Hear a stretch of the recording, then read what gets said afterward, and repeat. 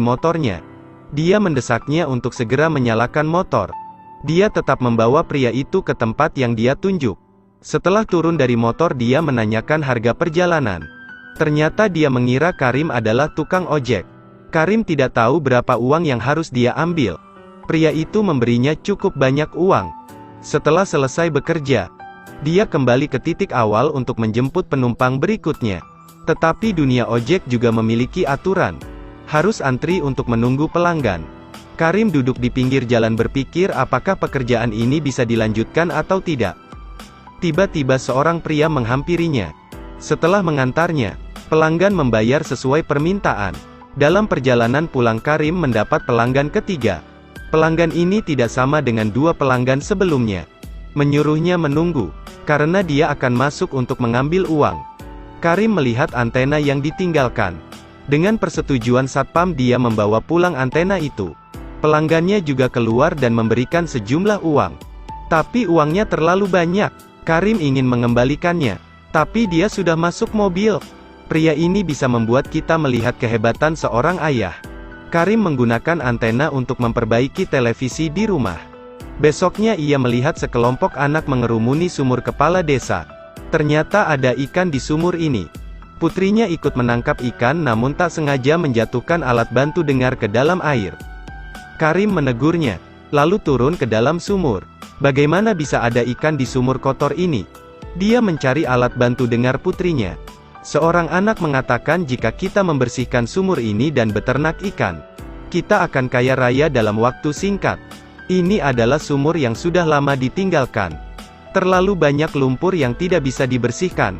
Beruntung seorang anak menemukan alat bantu dengarnya. Dibersihkan lalu dikembalikan kepada putrinya. Apakah kau mendengarku? Dia tidak mendengarnya. Melihat putranya memberi isyarat kepada saudara perempuannya. Kali ini dia tidak bisa menjawab. Alat bantu dengar sudah rusak. Kalau bukan karena bersikeras menangkap ikan, dia tidak akan menjatuhkan alat bantu dengar. 1 bulan lagi putrinya harus mengikuti ujian akhir. Jadi Hani tidak bisa tanpa alat bantu dengar. Karim ingin membeli alat baru untuk putrinya. Gadis itu menjadi tanggung jawab yang berat di pundaknya. Untuk menaikkan gaji, dia bekerja keras di tempatnya bekerja.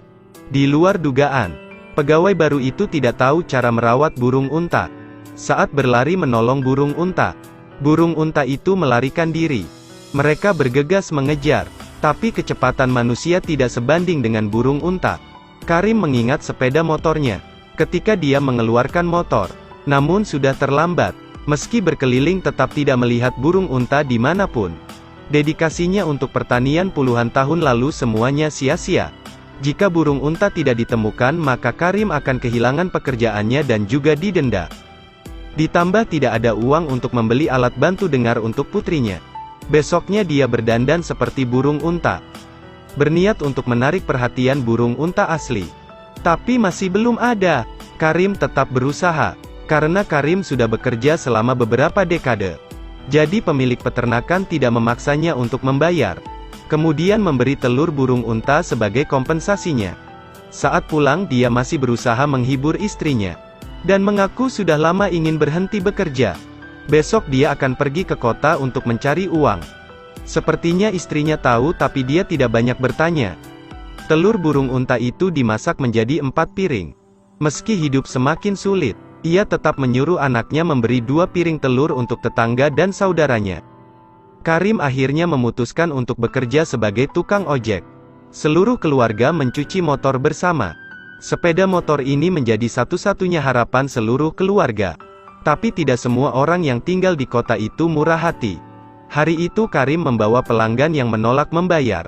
Ia mengejar dan meminta uangnya. Saya baru saja memberikannya kepada Anda. Tetapi Anda masih belum mengembalikan uang saya. Karim berdebat dengannya. Tapi dia mengancam untuk memanggil polisi. Karena tidak mau melebar, Karim bergegas pergi. Untungnya setiap kali pergi ke kota, Karim pasti akan membawa pulang sesuatu. Begitu mendengar mimpi anaknya untuk beternak ikan, Karim bertanya dari mana dia bisa mendapatkan uang untuk membeli benih. Pertanyaan ini seperti seember air dingin yang dituangkan ke kepalanya. Karim khawatir motornya akan rusak. Tapi sepertinya dia masih berusaha acuh. Setiap hari melakukan beberapa perjalanan lagi, agar punya uang untuk membeli alat bantu dengar baru. Besoknya ada pelanggan aneh.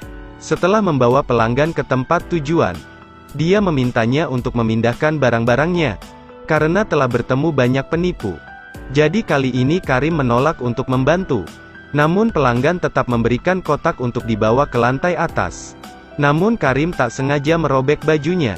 Pelanggan tidak hanya membayar ongkosnya, ia juga memberinya baju baru. Barang-barang yang dikumpulkan semakin banyak.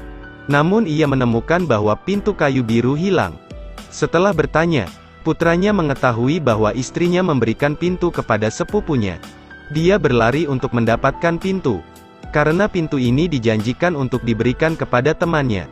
Karim membawa kembali pintu itu. Meski di mata orang lain dia orang yang egois, karena ingin mencari uang. Jadi orang miskin sudah kehilangan esensinya. Hari itu Karim mengantarkan kulkas, karena baru pertama kali. Jadi dia mengikuti motor lain. Saat menuju perempatan, motornya tiba-tiba berhenti. Pada saat menengok, rekannya sudah pergi, karena tidak tahu harus kemana. Jadi Karim membawa pulang kulkas ini. Kedua anaknya dengan gembira menghampiri kulkas baru. Keluarga mereka sudah lama tidak memiliki barang baru. Malam itu Karim berpikir keras. Besoknya dia membawa kulkas ke kota. Seseorang ingin membeli kulkas ini dengan harga murah. Melihat pria itu menarik uangnya, Karim buru-buru pergi. Setelah itu dia kembali menyesal. Lagi pula pemiliknya tidak dapat menemukannya. Bahkan jika mengambil alih kulkas ini itu tidak masalah. Karim mencari toko lain untuk menjual kulkas ini. Moralitas dan keserakahan terus berdebat dalam batinnya. Tiba-tiba dia melihat burung unta di kejauhan. Matanya terbelalak. Pada akhirnya moralitaslah yang menang. Karim mengembalikan kulkas ke pabrik. Pemilik tidak hanya membayar biaya pengiriman tetapi juga memperkenalkannya ke pekerjaan baru. Pahala kejujuran mungkin terlambat, tapi pasti akan datang. Karim pulang untuk menyampaikan berita ini. Di tengah perjalanan, tiba-tiba ia melihat anaknya dan beberapa anak lain berjualan bunga. Tindakan itu membuatnya sangat marah. Bagi Karim, jika anaknya mencari uang, maka berarti dia tidak memenuhi tanggung jawabnya. Dia berlari dan membalikkan keranjang bunga. Anak-anak berlari ketakutan. Setelah pulang dia mengeluarkan ikat pinggangnya dan memukul putranya. Istrinya memberitahu bahwa anaknya menjual bunga untuk membeli ikan. Karim marah. Dia mengambil panah dan ingin memecahkan sumur. Tapi saat sampai di sumur, dia melihat sumur yang dulunya kotor telah dibersihkan oleh anak-anak. Bahkan burung pipit membuat sarang di sini. Berapa banyak usaha yang bisa membersihkan lumpur itu? Baru saat itulah Karim menyadari karena dia terlalu keras kepala. Dia tidak peduli dengan impian anaknya. Karim ingin membuat pintu tapi karena kurang hati-hati jadi terpeleset dan terjatuh. Selama cedera dia tidak bisa bekerja. Ditambah tagihan rumah sakit yang mahal membuat keluarganya semakin miskin. Mereka membawa beberapa barang yang dibawa suaminya untuk diberikan kepada tetangga. Kali ini Karim hanya mendengarkan istrinya. Ia berjanji pada putrinya akan membelikan alat dengar baru. Meski terluka dia masih mengingat janjinya. Semenjak terluka, para tetangga dan sepupu-sepupunya semua antusias datang membantunya. Mereka bekerja keras di taman. Kini Karim merasakan sesuatu yang sulit digambarkan. Melihat tangan anaknya penuh dengan kapalan.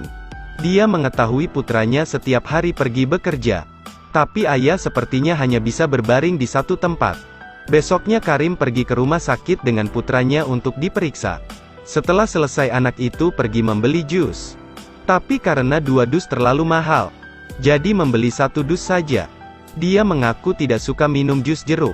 Sebenarnya Karim tahu anaknya berbohong. Keduanya tidak ada yang mau meminum sekotak jus jeruk itu. Tidak lama kemudian Husen punya cukup uang. Dia dan sepupunya pergi ke kota untuk membeli ikan. Dalam perjalanan ada tangki air yang berlubang. Mereka buru-buru membawa tangki air untuk menambah air lagi.